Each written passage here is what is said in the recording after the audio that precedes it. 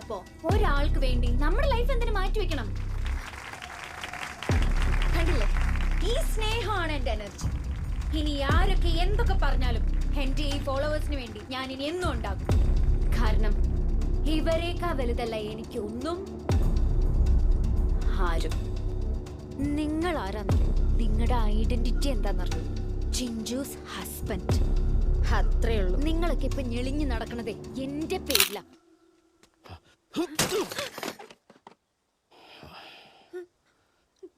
ഇത്രേ ഉള്ളൂ. നീ മനസ്സിലായോ? ആഴ്ചക്ക് 40 വട്ടം എന്റെ സബ്സ്ക്രൈബേഴ്സ് മുറുവിളി കൂട്ടുകാരുന്നില്ലേ? എന്നിട്ട് എവിടെ ഒരുത്തരം കണ്ടില്ലല്ലോ. 3.5 മില്യന്റെ കണക്ക് പറയുന്നില്ലേ നീ? ഒരു ഫ്രണ്ട് ഉണ്ടോ? റിയൽ ഫ്രണ്ടായിട്ട് ലൈഫിൽ ആരെങ്കിലും ഒരാളെങ്കിലും?